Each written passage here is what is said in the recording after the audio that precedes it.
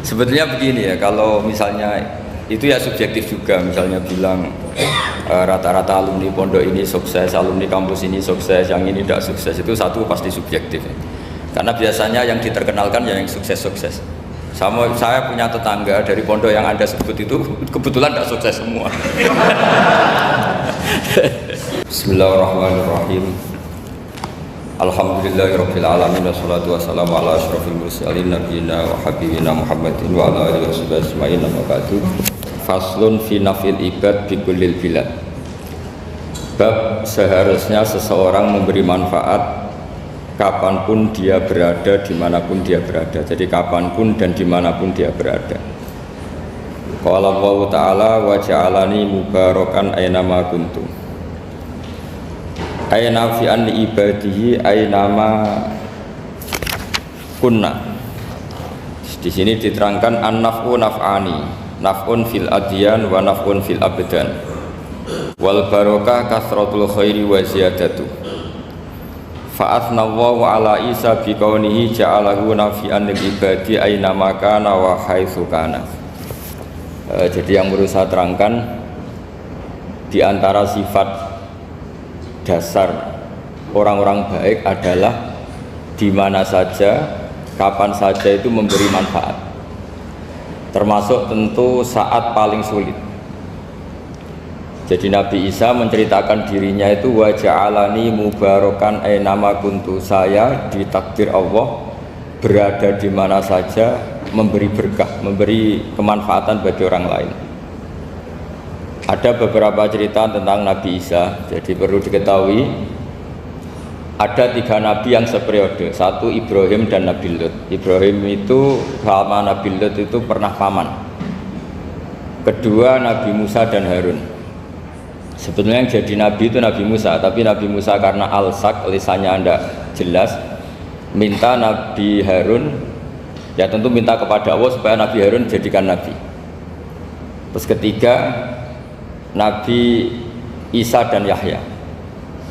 Yahya bin Zakaria, terus Isa ini pernah keponakan Zakaria. Kira-kira kalau di Jawa ya misanan antara Yahya dan Jawa Isa. Jadi ada 3 nabi yang seperiode.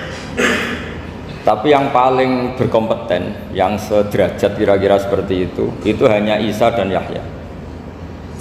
Karena Nabi Lut dan Nabi Ibrahim itu beda level. Karena Lut ini pernah keponakan, jadi hubungannya kira-kira yang murid dan guru.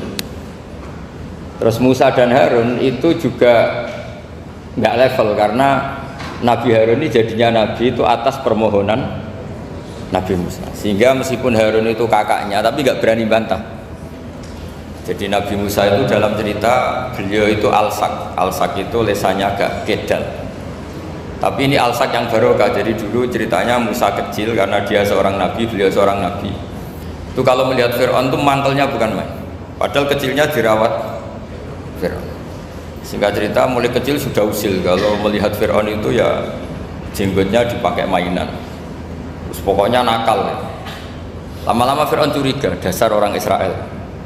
Nabi Musa ini turunan Israel. Lama-lama Fir'aun itu yakin kalau itu sengaja.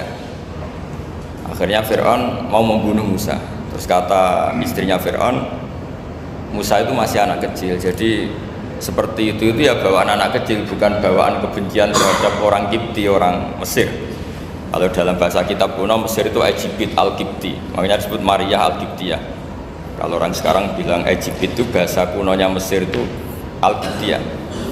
Nah, memang secara bahasa Arab Mesir itu gak mungkin, bahasa Arabnya Mesir itu gak mungkin, karena Misra itu maknanya kota. Jadi kalau kamu bilang kamu kemana, ke Misra, ke kota, lah ya kota mana, ya kota Mesir, itu bisa debat kusir. Jadi ya kayak kita lah, kita sekolah di mana, di madrasah. Madrasah terjemahnya apa? Sekolah. Nah, kemudian oleh istrinya Fir'aun ya gini saja, buktikan kalau Musa itu masih anak kecil. Masyhur itu dalam cerita, dikasih bara api sama apel. Sebenarnya Musa kecil ini sudah pinter mau milih apel. Sama malaikat Jibril diarahkan tangannya itu ngambil apa? Bara api terus dikunyah. Itu yang menyebabkan lisannya Musa itu alsak, agak pelak. Nah ketika jadi Rasul itu akan repot karena nanti harus pakai penerjemah. Jadi seorang rasul tapi lisannya tidak apa? Cakap.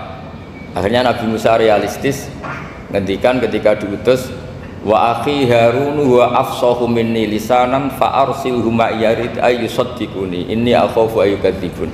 Ya Allah, saudara saya Harun itu lisannya lebih fasih. Tolong jadikan dia rasul sebagai penguat saya. Akhirnya Allah mengabulkan doanya Nabi Musa, kemudian Harun dijadikan sebagai apa? Rasul. Sehingga meskipun satu angkatan, Harun dan Musa ini enggak level. Artinya enggak level itu ya Harun yang takut Musa.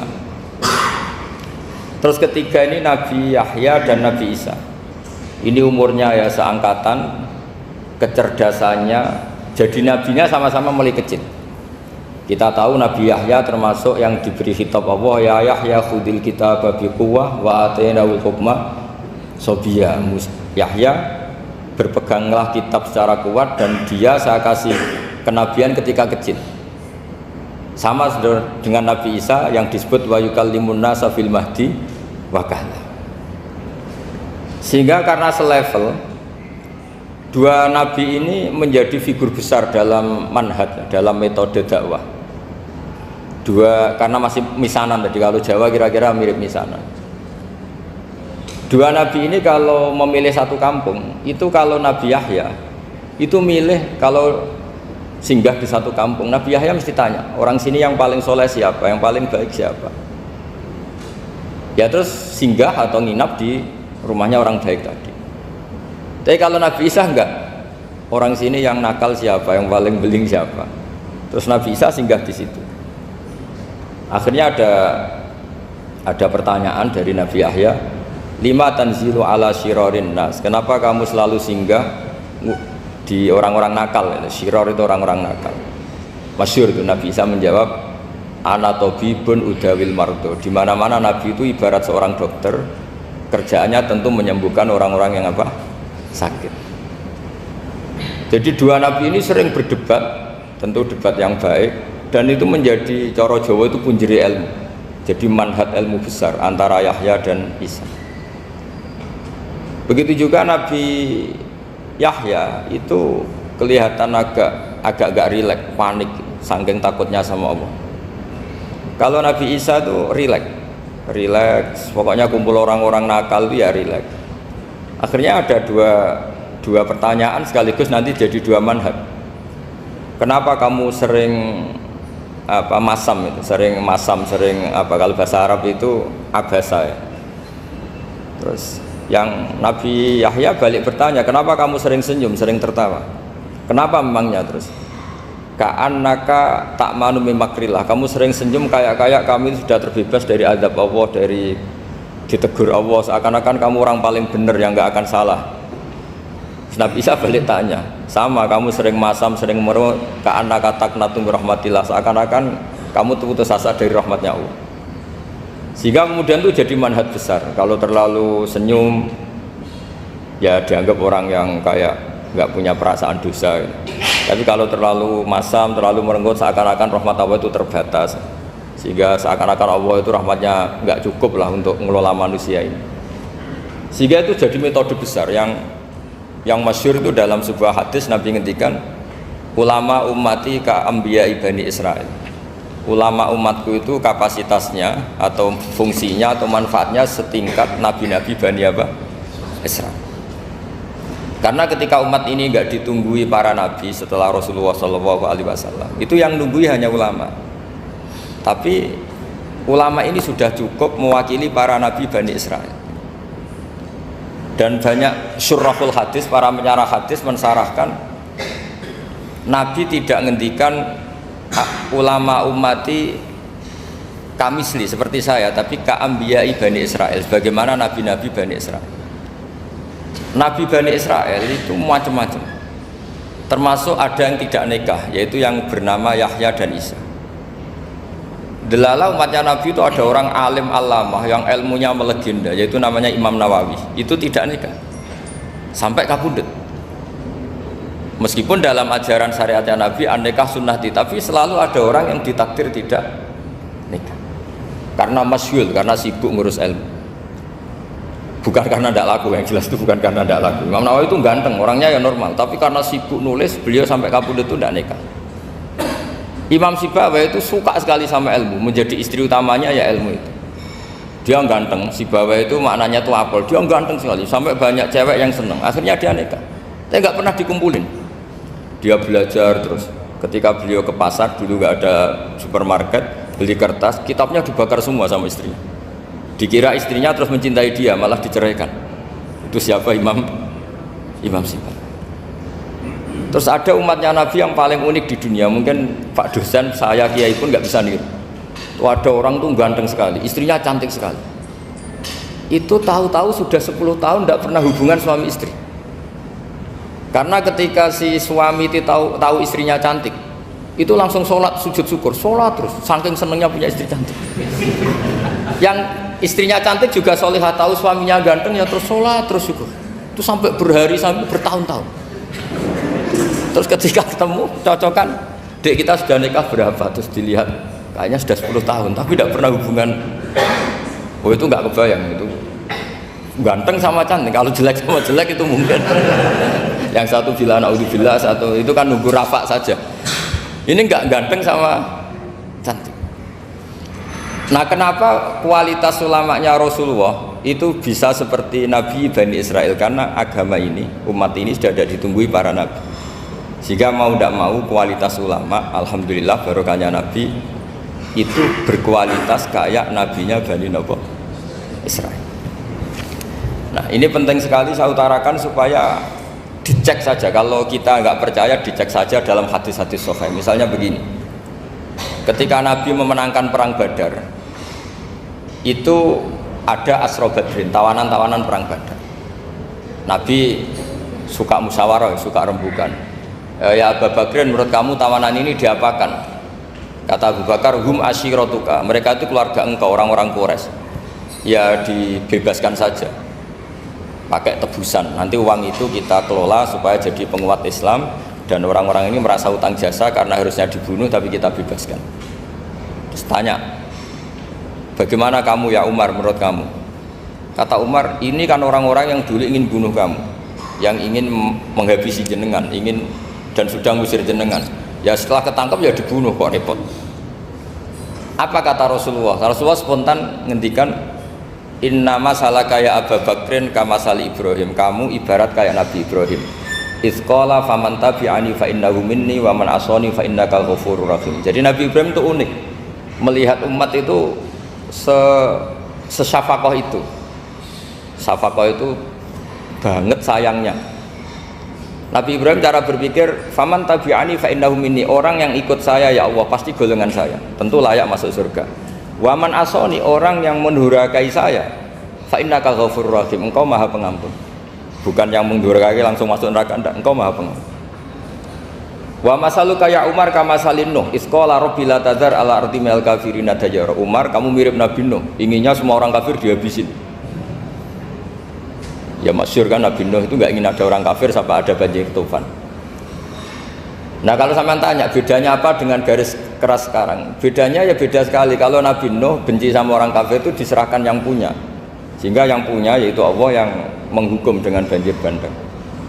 Tapi kalau kita kan kadang kita bertindak sendiri, jadi potensi disalahkan. Yang jelas dalam hadis-hadis sahih, Nabi Nuh itu tidak bisa mensyafaati karena itu. Ketika diminta ini hadis sahih, bukan ada di Bukhari, ada di Muslim. Karena biasanya kalau di kota itu ditanya ini sahih enggak. Untungnya yang tanya kadang enggak paham, ini alhamdulillahnya, jadi wah repot. Nabi Nuh itu diantara sebabnya enggak bisa mensyafaati adalah pernah corong Jawa maksudno kaume. Kalau dalam bahasa Arab itu da'a li Zaidin berarti mendoakan positif, kalau da'a la Zaidin mendoakan negatif. Kalau orang Jawa itu ada doa, ada pasot. Nabi Nuh adalah orang yang pernah maksudkan kaumnya. Nah, saya cerita sedikit tentang Nabi Nuh dan Nabi Ibrahim. Nabi Ibrahim dianggap tadi cerminannya Abu Bakar, dianggap niru Ibrahim, cerminannya Umar, dianggap niru Nabi siapa? Nabi Nuh. Lalu kalau sampean tanya, bedanya gimana? Begini logikanya. Andai kan kita mengkaji secara akademik begini. Ada ulama besar namanya Abdul Hasan Asyadzili, itu masyhur di Indonesia menjadi Thariqah Asyadziliyah. Terus ada seorang muridnya minta gini, ya Abdul Hasan Asyadzili, tolong saya dikasih ijazah supaya saya tidak pernah maksiat di bumi ini. Karena saya takut sama Allah, kalau saya maksiat itu merasa tidak nyaman dengan Allah. Abdul Hasan Asyadzili ini malah marah besar. Atuhibbu alla tadhhara maghfiratu. Kalau kamu tidak pernah maksiat, berarti kamu suka maghfirahnya Allah Ta'ala itu tidak kelihatan, karena nggak ada yang maksiat. Tapi bukan dukung kamu yang tidak ada, ini cerita ilmiah. Tapi kalau Said Abdul Al-Haddad itu kebalikannya. Ada orang fasik gitu hidup berkeliaran, mengganggu masyarakat, ganggu ketertiban agama. Ada kiai atau siapa gitu mendoakan supaya tobat atau dikasih panjang umur supaya nanti bisa tobat. Itu beliau Said Abdul Al-Haddad marah besar. Man da'a li fasikin bil baqa faqad ahabba yusawahu fi ardi. Orang yang mendoakan orang fasik hidup berarti dia suka Allah dimaksiati di buminya. Jadi akhirnya jadi kutub besar, yang satu Sadziliyah, yang satu Haddadiyah. Kenapa ya? Karena tadi yang satu cerminan Nabi Isa, yang satu cerminan Nabi Yahya. Sebagaimana sabda Rasulullah tadi, ulama ummati ka anbiya'i bani Israil. Juga masyhur dalam aplikasi pengajaran juga gitu. Masyhur sekali dalam kitab-kitab diceritakan kalau Said Abdul Al-Haddad, kalau ada orang sowan itu, kamu ngaji sama siapa? Sama si A gitu. Pernah nangis gak pas ngajar? Gak pernah. Udah gak terus, gak usah diterusin ngaji orang seperti itu. Hatinya atas ya, wong ora iso nangis ya. Tapi kalau Abdul Hasan Asyadzili kebalikan, kamu ngaji sama siapa? Sama si A gitu. Pernah tertawa enggak kalau ngaji? Enggak pernah. Udah, enggak usah ngaji sama orang itu. Orang enggak bisa syukur. jadi itu manhaj besar. Nah, akhirnya orang-orang kayak kita ini enggak jelas semua. Nangis ya bisa, syukur, guyu ya bisa. Cuma celakanya kalau kita nangis karena tidak punya uang, kalau guyu karena punya uang, itu masalahnya. Tapi kalau wali-wali dulu enggak. Kalau senyum ya karena saking yakin rahmatnya Allah itu wasiat rahmatu. Kalau nangis ya karena takut azabnya Allah. Kalau kita kan enggak, sangat-sangat materialistik. Ini yang membedakan kita. Sebenarnya nangis dan senyum itu satu keharusan karena Allah punya madharul jalal. Ketika Allah dengan sifat keagungannya, maka kita ini cara Jawa serako bersenyum. Tapi Allah itu kadang sebagai madharul jamal, adanya satu keasikan. Sehingga yang merengut itu yang salah. Makanya dalam ilmu tasawuf, kutub wali itu hanya dua. Allah dengan madharul jalal, dengan Allah yang madharul jamal. Contoh madharul jalal misalnya gini, ketika Nabi Musa ingin melihat Allah, saking kangennya ingin melihat Allah, Rabbi arini anzur ilaik, ya Allah saya beri hak untuk melihat engkau. Allah dengan jalalnya gini, Allah itu qadim, superior, tentu gak layak tersentuh barang hadis itu makhluk. Sehingga ketika falam matajalla rabbuhu lil jabali ja'alahu dakka wa kharra Musa sa'iqa. Sehingga enggak levelnya, apapun hebatnya Nabi ini tetap makhluk. Sementara Allah itu qadim. Enggak kuat. Makhluk yang fana ini, yang profan ini enggak kuat. Enggak kuat menampung zat yang qadim, yang superior, sehingga gunung pun hancur. Nabi Musa pingsan. Tapi ketika Allah dengan madharul jamal itu Allah dengan keindahannya, dengan kasih sayangnya, memberi hak makhluknya untuk melihat. Nah, di sini ini Allah sering ngendikan wujuhu yauma idzin nadhirah ila rabbiha nadhirah. Nanti ada wajah-wajah yang di surga itu melihat saya, kata Allah. Tapi apakah betul melihat kayak saya melihat dosen, melihat Pak Rektor, melihat teman-teman? Itu tidak bisa. Karena Allah itu qadim, sehingga meskipun manusia ahlul jannah melihat Allah, tetap Allah ngendikan la tudrikuhul absar wa huwa yudrikul absar. Karena Allah dibalik jamalnya ya punya jalal, dibalik jalalnya juga punya jamal. Sehingga selalu di Quran itu diulang beberapa kali supaya proporsional. Nah, kenapa ahli sunnah tetap berkeyakinan Allah bisa dilihat? Logikanya begini, fa inna kulla maujudin yasihu ayyura. Allah itu zat sing nyata-nyata wujud dan punya eksistensi. Di mana-mana sesuatu yang wujud itu layak untuk bisa dilihat. Lalu pertanyaannya gini, kenapa kita tidak bisa melihat sekarang kok nunggu di akhirat? Karena mata kita sekarang itu profan, fana. Sementara kita setelah di surga, tubuh kita didesain abadi. Ya saya ulang lagi ya, setelah kita di surga, semua fisik kita ini didesain abadi. Tentu karena desainnya sudah abadi, layak melihat zat yang abadi. Tapi pertanyaannya, kenapa tidak bisa ikhatoh, tidak bisa melihat sampai faham, la tudrikul absar? Karena abadi kita itu diabadikan. Sebagaimana surga abadinya diabadikan, neraka diabadikan. Sementara Allah abadi dengan dirinya sendiri, yaitu Al-Qayyum, atau dalam bahasa ngajinya qiyamuhu binafsi. Nah, lalu pertanyaan, makanya Mu'tazilah itu menentang betul kalau orang di surga bisa melihat Allah. Cara berpikir Mu'tazilah, melihat itu artinya yang dilihat ada arahnya, sementara Allah terbebas dari arah. Tapi kata ahli sunnah, cara berpikir tidak seperti itu. Melihat itu pokoknya tahu. Nah, tahu karena mata itu karena kita ditakdir tahu itu karena mata. Sebetulnya yang menjadikan tahu itu tidak mata. Ya kalau tahu ya tahu saja, bukan harus pakai mata. Itu cara berpikir ahli sunnah wal jamaah. Jadi sabri ya bocoran ya. Kenapa mazhab ahli sunnah itu yang dipilih oleh banyak mayoritas di dunia, jumhur itu.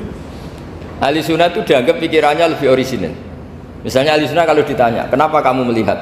Ya melihat saja. Kenapa kamu mendengar? Ya mendengar saja. Kesannya itu tidak rasional, kayak orang yang nggak pinter itu. Tapi sebetulnya itu yang benar. Jadi cara berpikir ahli sunnah itu melihat itu menjadi tahu.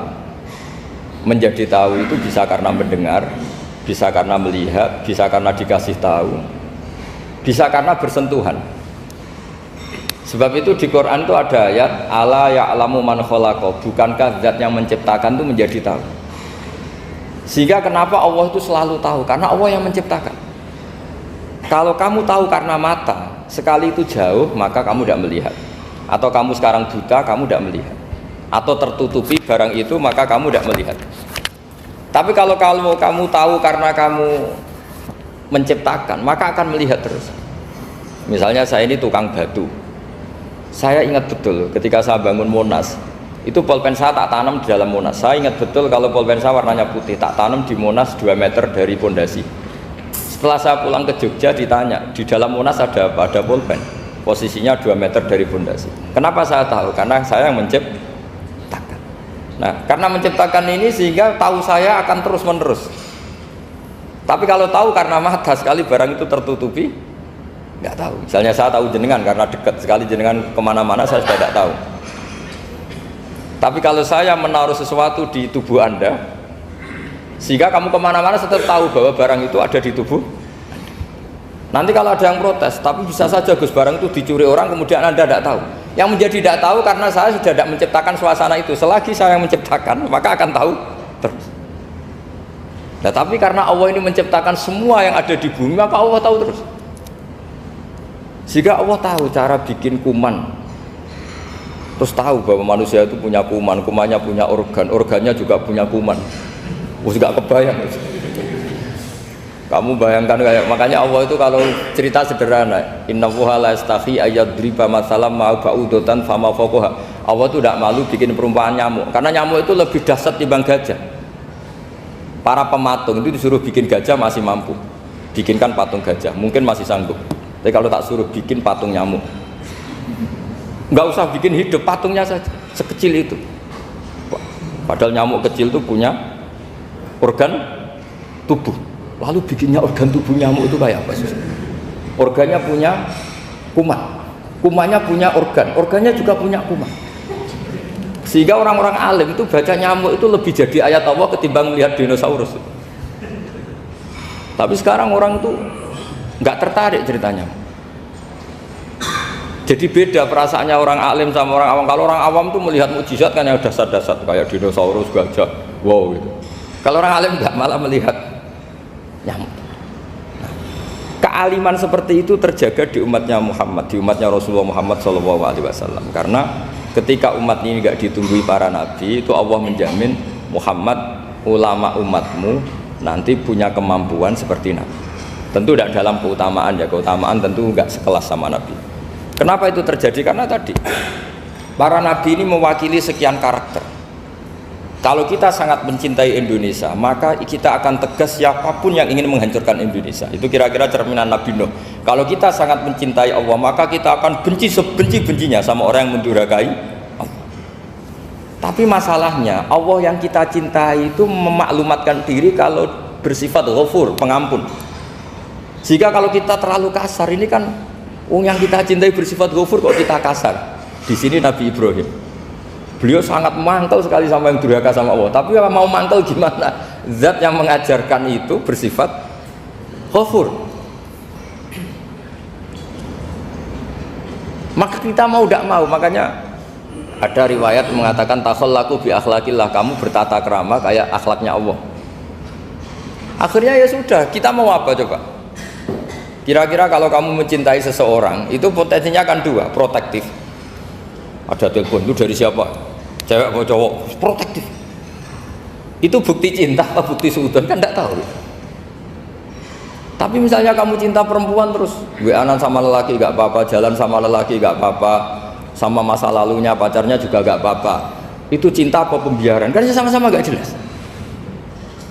Nah kira-kira mencintai Allah itu kira-kira analoginya seperti itu. Kalau yang satu protektif, Allah harus zat satu-satunya yang disembah, gak boleh didurhakai, gak boleh dikhianati kok. Sehingga ini sangat keras sekali. Nah ini Nabi Nuh. Di sini ada Nabi Ibrahim karena orang yang zat yang kita cintai bersifat ghafur. Jika kalau kita terlalu tegas beda dengan sifatnya Allah yang bersifat ghafur. Nah umatnya Nabi seperti itu mulai dulu. Ada yang moderat, ada yang keras, ada yang setengah keras, setengah moderat. Ada yang ngambil sikap, oh urip mangan turu, ngenteni mati. Nah, itu lebih baik itu timbang punya istihad tapi gak jelas, mendingan. Itu ada riwayatnya. Suatu saat ibadah akhir umatku terbaik adalah tidur.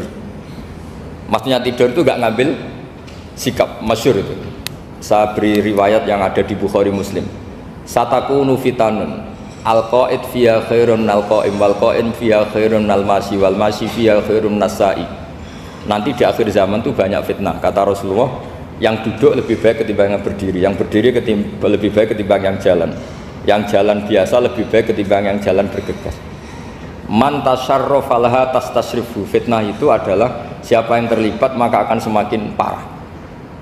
Sehingga semenjak itu ulama berpikir nanti di akhir zaman kalau ada fitnah itu sebaiknya orang ngambil sikap sepasif-pasifnya, secuek-cueknya. Jadi semua syurahul hadis sepakat makna hadis ini apa? Orang disuruh sikap secuek-cuek. Misalnya pilihan presiden, contoh kecil pilihan presiden.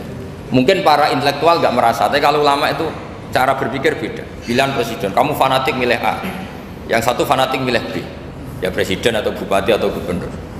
Terus yang satu bilang gini, wah kalau nggak di presideni A, nggak di bupati A, nggak di gubernur A, negara ini rusak. Mungkin betul dari segi jejak rekamnya A ini bagus. Tapi pertanyaannya secara tauhid, bagaimana Anda menggantungkan kesejahteraan sama makhluk? Kamu nggak pernah terusik begitu kan para intelektual? Itu kan melukai.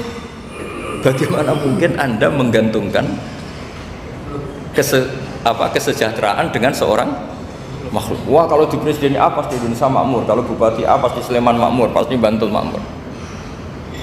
Nah, bagaimana mungkin makhluk yang sedang soleh kamu pastikan selalu soleh? Wong dia makhluk bisa berubah. Sementara yang B misalnya fasik, wah kalau dipimpin B pasti rusak negara.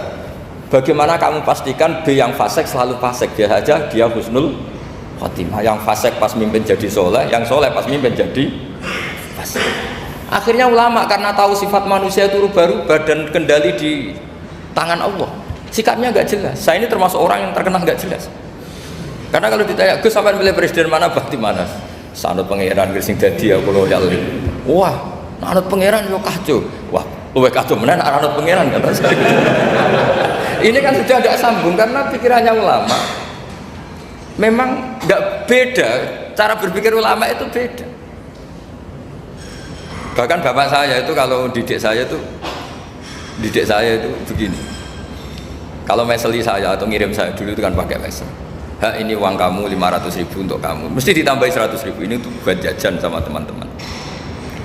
Mesti ada uang pokok, ada uang sodako. Dulu saya sering tanya, kenapa bapak sangat menghormati teman-teman saya? Kata bapak, kowe mondok iku aku ora iso nyukupi, sing iso nyukupi ya kanca-kanca. Ternyata betul, rata-rata anak kuliah atau anak mondok uang pribadinya kan 8 hari dari dikirim sudah habis. Berarti kan masih 22 hari, kok bisa hidup itu kan barokahnya teman-teman. Malah yang agak beling itu 1 hari sudah habis, berarti ada 29 yang bergantung sana sini. Sehingga Nabi dulu cara ngendikan tuh unik. Kata Nabi, da'un nasa yarzuqu wahu ba'duhum ba'duh. Manusa barno wae, engko saling memberi rezeki. Ketika ada collab, Medina itu pernah collab, terus sekarang pernah defisit itu. Beberapa pakar ekonomi datang ke Rasulullah, ya Rasulullah, sa'ir, tolong dikasih harga standar.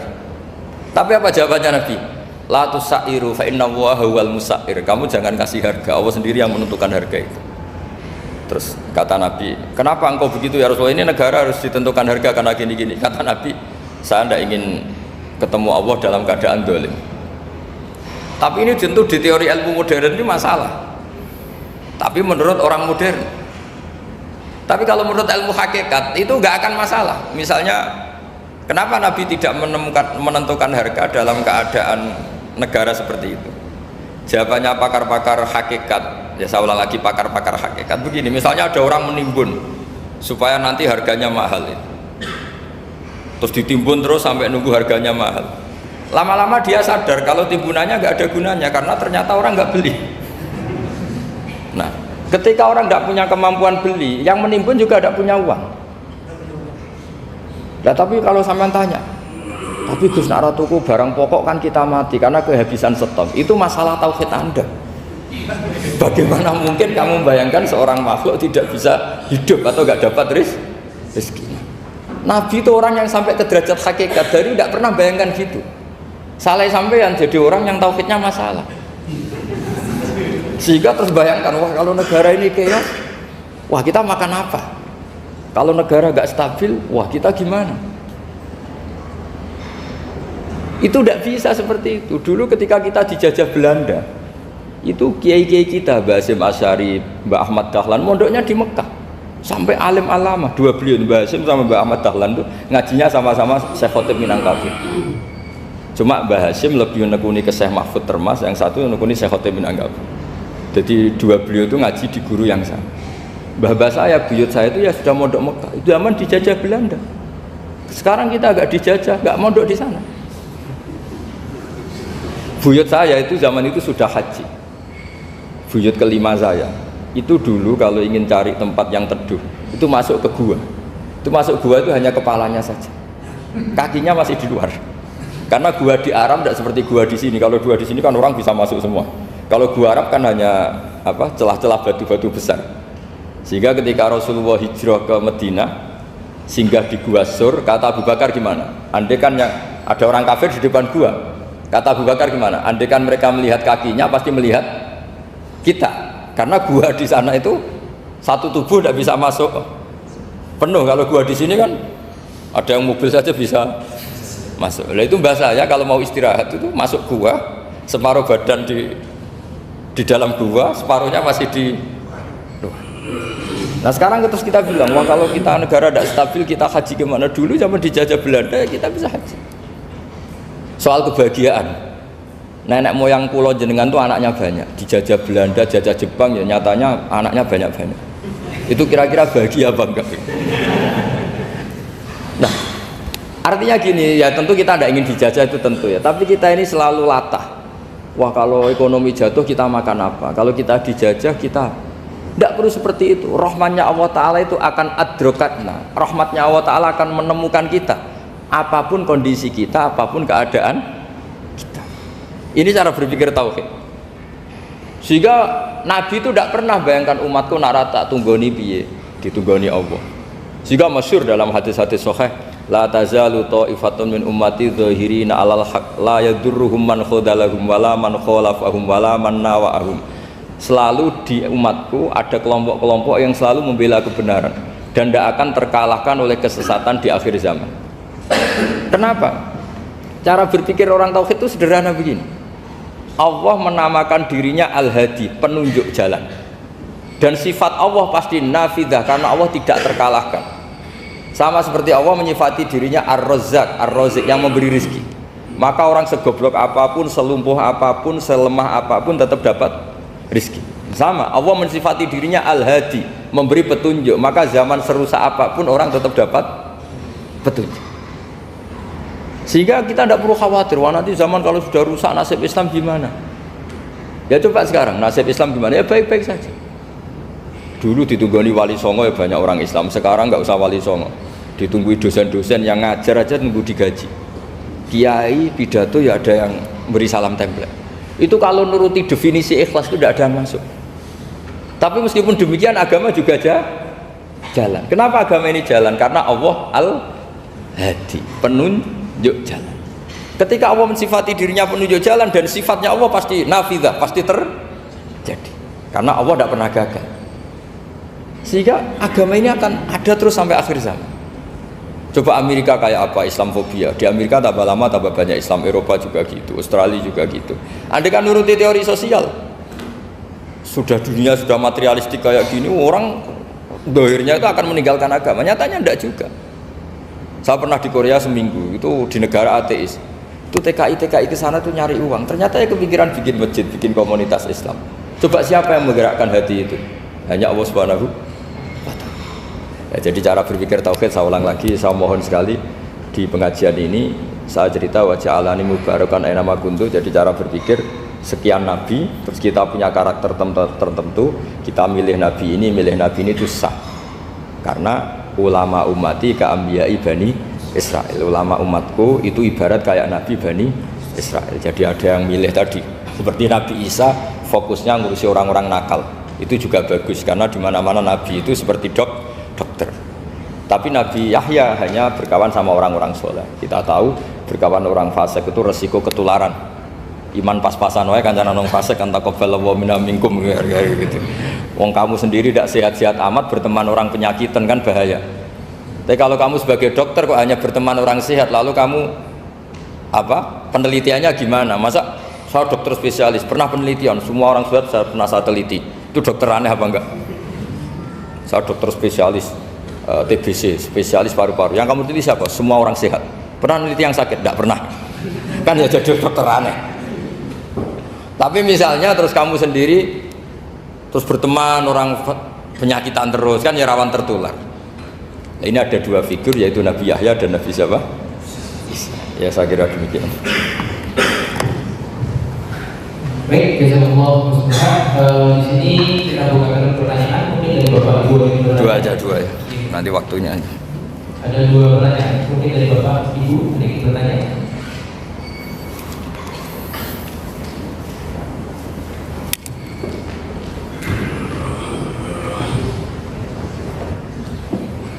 Assalamualaikum warahmatullahi wabarakatuh. Assalamualaikum warahmatullahi wabarakatuh.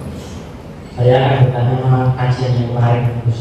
Ya, ya. Kemarin sudah mengatakan bahwa kalau berdoa itu sedikit-sedikit saja, hanya pokok saja gitu. Gimana? Tapi ada ulama itu. Ulang lagi Kak, kemarin dikatakan bahwa kalau berdoa nggak usah panjang-panjang, pendek aja. Tapi banyak ulama mengatakan bahwa kalau doa itu yang banyak, karena doa itu ibadah. Tukuni dan berlaku. Terus banyak ulama itu yang mengatakan doa itu ibadah, doa itu intinya dan ibadah. Itu gimana? Oh ya. Terima kasih. Assalamualaikum warahmatullahi wabarakatuh. Dan ini gak apa-apa di sini aja. Jadi jelas ya ada ayatnya ud'u rabbakum tadarru'aw wa khufyah. Terusannya apa? Innahu la yuhibbul mu'tadin. Kalau kamu berdoa itu yang tadarru' itu ya yang sangat sopan, wa khufyah secara diam-diam atau secara enggak berlebihan.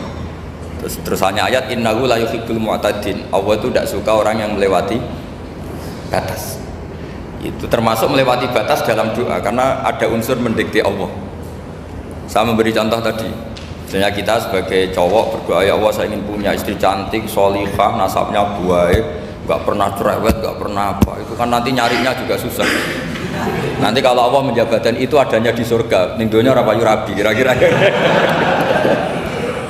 Ya itu sudah berlebihan. Terus kalau ada ulama mengatakan doa itu mukhul ibadah, itu maksudnya gini, doa itu bukti kita minta itu bukti kita lemah. Nah merasa lemah itu sudah bagian dari ibadah. Makanya masyhur itu syairnya Abdul Al-Haddad itu, Fadu'ai wabdihali dalilun li iftiqori itu. Jadi saya berdoa itu hanya sebagai bukti saya butuh Allah. Saya sendiri tidak punya kepentingan mustajab apa enggak. Jadi wali-wali yang mengatakan doa itu mukhul ibadah, sebetulnya itu malah wali-wali yang dari awal gak kelintas disembadani apa enggak. Butuhnya dia itu menunjukkan bahwa saya ini lemah. Buktinya, posisinya minta. Itu yang dimaksud mukhul ibadah. Tapi kalau kita berdoa terus posisi kita protes, katanya kamu baik ya Allah, engkau baik, ternyata enggak juga. Buktinya semua doa saya enggak kamu kabulkan. Wah, ini malah doa kriminal jadinya. Jadi yang dimaksud mukhul ibadah itu doa itu bukti minta itu bukti lemah. Makanya ada syairnya Abdul Haddad masyhur, fadu'a ibabdihali dalilun li iftiqor. Jadi saya minta engkau ya Allah itu bukti saya butuh. Jadi itu bukan dua hal yang harus dipertentangkan gitu. Jadi kalau doa dikatakan apa? Ibadah, karena di doa itu minta. Lah minta itu bukti merasa kita lemah. Berarti kita sa'il, Allah mas'ul. Kita minta, Allah yang kita mintain. Kita menengadah, Allah yang berposisi memberi. Itu saja sudah cukup sebagai ibadah, meskipun doa kita tidak mustajab.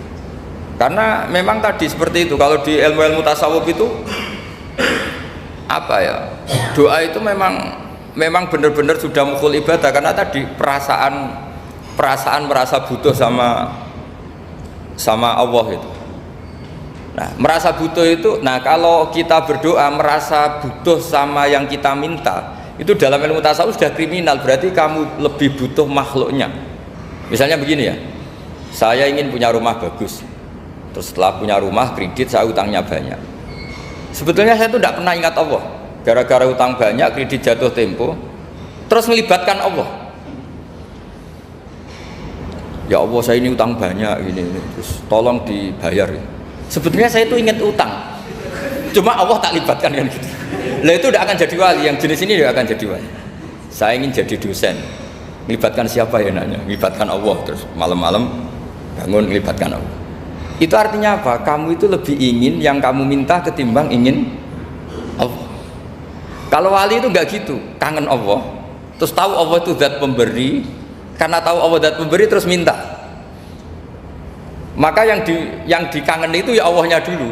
Kalau kita kan enggak, punya kasus dulu, punya keinginan banyak dulu, baru ingat siapa yang bisa ya. Oh Allah, terus Allah kita libatkan.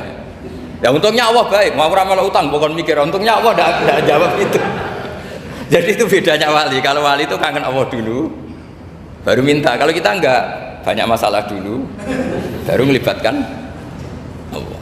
Nah yang jenis ini tuh bahaya. Kalau nggak disembadani mesti ngomel ya.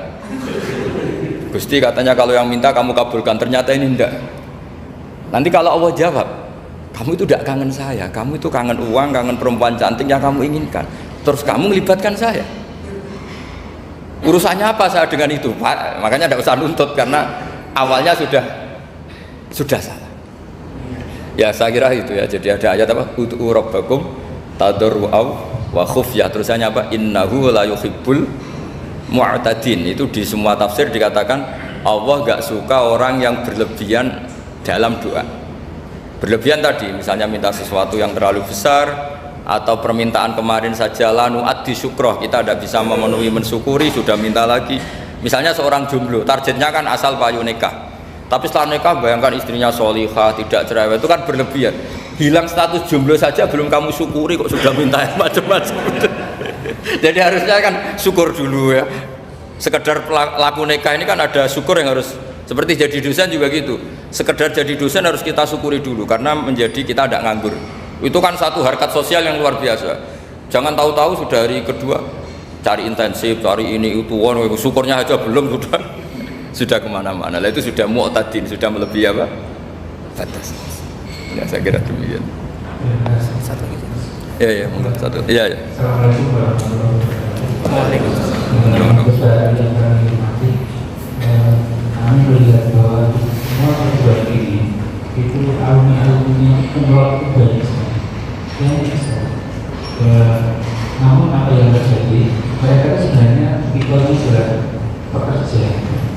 Nah, karena saya karakter saya seorang guru ini, saya sadar beberapa tahun kemarin, maka saya menemukan sebuah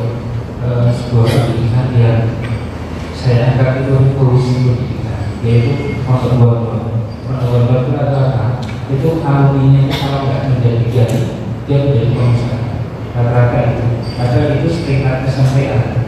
Nah, jangan-jangan di pendidikan kita ada satu kesalahan dalam kurikulum. Bisa jadi yang tadinya skripsi berarti jurnal internasional atau membuat buku bersama apa-apa. Ini cara pandang Gus Barat bagaimana? Apakah pendidikan kita bagaimana? Karena terus terang kita melahirkan beberapa anak kumpulan itu tapi dia harapannya kerja. Beda dengan dia Madalena dengan kiai yang lain, dia pasti multi passion.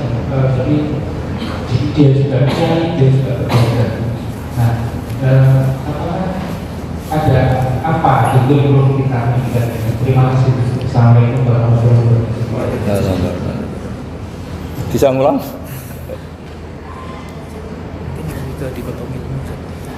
Jadi begini ya masalah pendidikan ya. Kalau saya jawab pakai ilmu hakikat saja karena ini keahlian saya. Sebetulnya begini ya, kalau misalnya itu ya subjektif juga, misalnya bilang rata-rata alumni pondok ini sukses, alumni kampus ini sukses, yang ini tidak sukses, itu satu pasti subjektif ya. Karena biasanya yang diterkenalkan ya yang sukses-sukses. Saya punya tetangga dari pondok yang Anda sebut itu kebetulan tidak sukses semua. Itu jantogo saya sampai ngeluh, Gus, saya ini gimana kok? Ya sudah seperti itu kan subjektif ya. Tapi menyangkut pendidikan itu begini ya, menyangkut hasil dari pendidikan itu. Andai kan kita bicara ilmu hakikat, misalnya kita mondok gitu ya, mondok kemudian jadi orang miskin, jadi orang yang menurut orang banyak tidak berguna di masyarakat. Ternyata kita ini orang yang kelihatan tidak punya karir, tapi kalau malam sujud sama Allah, punya anak niat memperbanyak orang sujud, terus punya ibu yang sakit-sakitan kita rawat, meskipun kita tidak jadi dosen, tidak jadi menteri, tapi indah Allah itu luar biasa karena berstatus ngerawat ibu, ngerawat anak, ngerawat istri. Nah, Islam itu datang dengan jargon-jargon seperti itu, sehingga Nabi kalau muji itu ada Uwais Al-Qarni, ini orang yang luar biasa. Ternyata dia itu punya ibu lumpuh yang kalau kemana-mana harus digendong. Ketika tetangga-tetangganya berhasil sowan Rasulullah, itu Uwais Al-Qarni tidak bisa karena setiap ibunya dipamitin mau sowan ke Rasulullah itu sama ibunya nggak boleh. Tapi apa yang terjadi? Justru dipuji-puji Nabi sebaik-baiknya kurun itu waktu adalah kurun yang ada Uwais Al-Qarni. Saya punya teman, ini kisah nyata, saya berkali-kali ngisi ngaji di komunitas ulama. Ini mungkin tidak bagus untuk kampus, tapi harus saya utarakan supaya ya kita evaluasi. Saya bilang gini, saya ini jadi kiai itu sering iri sama orang goblok. Orang goblok itu barokah kata saya gitu. Itu kiai-kiai kaget semua karena saya bilang orang goblok itu barokah. Saya beri contoh gini, misalnya saya pinter, terus juara MTQ, juara hafal Quran atau juara baca Quran secara tartil. Ujung-ujungnya saya dapat hadiah umroh atau apalah, atau hadiah rumah atau apa. Pertanyaannya adalah mendapat. Saya ulang lagi, mendapat. Sementara ada santri yang bodoh, gara-gara bodoh itu dosen UI yang enggak, jadi kiai yang enggak, akhirnya dia jadi bekerja di Korea. Barokahnya bodoh tadi. Karena di Korea melihat orang ateis, akhirnya dia kepikiran bikin masjid. Sebagian gajinya disumbangkan untuk masjid. Ini bodoh pendiri masjid. Tapi kita gara-gara dosen dakwah di masjid, ini pinter dapat uang dari masjid. Nah, ini bukan nyindir, ini biasa saja. Ini maksud saya. Maksud saya, kamu jangan ngabaikan hidup. Akhirnya apa yang terjadi? Saya ini punya teman, ini betul. Saya ini kan kecelok dulu tuh Gus Salim. Nasib saya di mana-mana dihormati. Kadang saya merasa dosa. Kok dihormati? Saya punya teman, dulu gobloknya minta ampun, sekolah sekelas sama saya. Gobloknya, soalnya gobloknya harus disepakati. Sudah. Iya, goblok mujma'aleh kira-kira. Singkat cerita, dia itu hidup di pedalaman Kalimantan sekitar tahun 92. Dulu kan biasalah di dalam hutan itu pasti ada penebangan hutan macam. Dia ada bosnya, yang jelas dia ada bosnya. Saya yakin juga agak kriminal karena dia tidak yang illegal logging. Pokoknya ditakdir dia hidup di tengah hutan, ikut orang. Setelah itu dulu nggak ada HP, sering kirim surat ke saya, Gus, saya ini hidup di tengah hutan, tapi saya ini muslim pernah mondok, kalau nggak bikin Jumat itu nggak enak, bikinlah dia Jumatan. Nah karena dia pernah ngaji fikih Syafi'i, kalau Jumatan nggak ada orang 40 itu harusnya zuhur tidak Jumatan. Tapi orang yang kerja di situ tidak mau. Wong dino Jumat kok duhuran loh Pak. Kalau dino Jumat ya Jumatan ya. Tanya saya, Gus itu kalau ada kaulnya enggak supaya Jumatan ndak orang 40 sah. Singkat cerita dia lama-lama jadi pendiri masjid di situ. Dia punya sedikit gaji ya dipakai masjid, punya sedikit tanah diwakafkan untuk masjid. Artinya apa? Indawa ini banyak orang bodoh, ternyata di komunitasnya dia muassis, pendiri, pemberi. Sementara kita yang keceluk pinter, dapat umroh, dapat bonus. Kira-kira nanti kita ketemu Allah, kamu pernah nyumbang Islam apa? Yang bodoh jawab, oh nate Gusti bikin masjid di pedalaman. Kita yang pinter, kayaknya kalau memberi enggak lah Gusti, reputasinya mendapat. Nah artinya gini, kita jangan mengukur, makanya Rasulullah itu punya sisi unik. Ini mungkin pelajaran bagi kita semua. Orang-orang Ansor kita tahu semua berposisi memberi Rasulullah, semuanya orang Ansor. Ngasih rumah, ngasih tanah, bahkan bukan sekedar ngasih Rasulullah, ngasih sahabat-sahabat yang dibawa Rasulullah, yaitu orang Muhajirin. Ketika Nabi mengalami sekian kemenangan, futuhat, Nabi bagi-bagi harta itu orang Ansor gak dikasih, sama sekali gak dikasih. Sehingga terprovokasi sebagian, ya tentu sebagian yang muda-muda, masyhur itu yang terprovokasi yang muda-muda.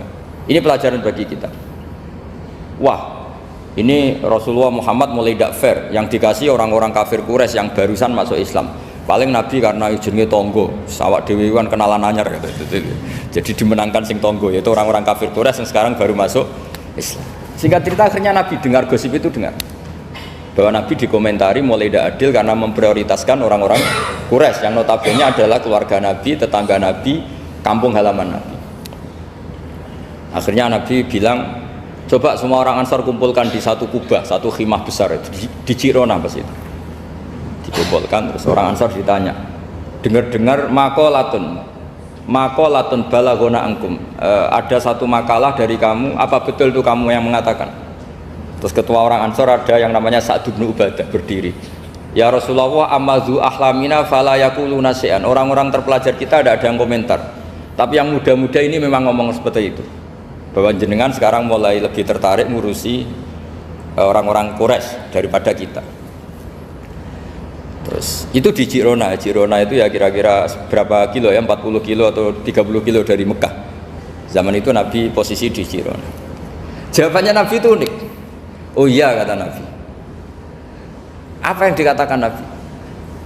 Saya ini Rasulullah, nanti kamu pulang bersama saya. Tapi orang-orang ini, orang-orang Bedui ini, setelah saya kasih kambing, saya kasih unta, mereka pulang. Ama tardona ayarji annasu bisyati wal ba'ir wa tarjiuna antum bi Rasulillah. Kamu ini nanti mendapat saya ini nanti ikut pulang kamu ke Madinah. Berarti kamu mendapat saya, afdolul khalqi, orang terbaik di dunia, mendapat sayyidun nabiyin. Tapi orang-orang yang setelah saya kasih uang itu pulang. Artinya gini, kamu berorientasi mendapat saya apa mendapat uang? Nangis semua orang Ansor, enggak Gusti ya sudah mendapat jenengan saja duit gak noya. Ternyata Nabi itu mentertawakan sama nyuwun sewu Arabul Arab, orang-orang Bedui Arab. Ya Rasulullah, ini baru Islam, tolong diservis dong, namanya mu'allaf. Saya baru Islam, tolong diservis toh. Ya Rasulullah, ya sudah kamu ngambil unta ini, diambil pulang. Yang satu minta kambing, diambil pulang. Terus kata Nabi, kowe seneng duwe kelakuan ngono, ketemu Nabi ra tertarik ngaji. Bartuk duit mulai bartuk duit. Sementara kamu mendapat saya. Intinya Rasulullah ingin mengajarkan ke orang-orang Ansor, kamu dulu tuh heroik. Posisinya memberi untuk Islam, maka heroik kamu tidak akan saya batalkan. Dari mental memberi kemudian ingin mental mendapat. Itu hebatnya Rasulullah. Jadi kalau dalam tradisi sahabat, misalnya saya sering ditolong orang gitu, kok setelah saya jadi kiai besar atau jadi wapres kira-kira gitu kayak Pak Ma'ruf Amin, itu malah sebaiknya tidak usah balas yang berjasa kalau ini calon wali, karena nggak boleh kebaikan itu dibatalkan dengan mendapat. Ini cara teori politik masalah ini. Tapi kalau teori wali keharusan, masa ngamal kok dibatalkan? Nah kan ini ngaji, kalau ngaji itu ya daftarnya jadi wali, jangan jadi politikus kan gitu. Ibarat kita, lo coba sekarang banyak kampung itu geger kan gara-gara itu. Wakifnya masjid itu ikhlas tanah untuk masjid. Lu anak cucunya kok terus ambisi jadi imam, jadi pengurus takmir, padahal tidak layak. Mereka mungkin tidak alim, tidak soleh. Ini kan terus gak fair. Wakifnya ikhlas, siapa aja ngelola boleh asal kompeten. Anak cucunya tidak ikhlas. Nabi itu nggak mau. Jika masyhur itu orang Ansor itu ketika Nabi menawarkan, kita sekarang sudah futuhat, apa harta yang kamu kasihkan muhajirin tak kembalikan, sekarang negara mampu. Tidak ya Rasulullah, kita tidak akan mengambil sesuatu yang sudah kasihkan lillahi ta'ala. Orang muhajirin juga sama, ketika di Jironah di Mekah, ini Mekah sudah kita taklukkan, tanah-tanah yang sekarang dikuasai orang kafir, yang dulu kamu tinggalkan lillah, sekarang bisa kamu ambil lagi, karena sekarang Mekah sudah dikuasai Islam. Kata orang muhajirin apa? Kita tidak akan mengambil sesuatu yang sudah kita kasihkan lillah. Jadi kamarnya malu, yang kita lama sekali bermental memberi, kemudian kita sekarang ingin bermental mendapat. Artinya gini, kalau jenengan ngukur kegagalan itu orang-orang bodoh itu barokahnya luar biasa. Coba kalau semua orang pinter misalnya, kayak saya, kayak Pak Rektor misalnya, itu bingung masyarakat. Barokahnya orang bodoh di tengah-tengah pasar ada konsultan, barokahnya dokter-dokter yang bijinya tidak pati bagus, akhirnya di pedalaman ada dokter. Gara-gara prestasi pas-pasan di pedalaman. Coba kalau prestasinya kelas A semua, mungkin sudah hidup di Jerman semua. Indonesia bisa kurang stok penyuluh. Jadi pertanyaan jenengan tadi, ya tadi kalau saya disuruh jawab dengan ilmu hakikat, Allah merencanakan ini sudah luar biasa. Harus digawe pinter, setengah goblok. Ini semuanya kalau ilallah wa fillah itu semuanya barokah. Karena tadi nggak bisa bayangkan.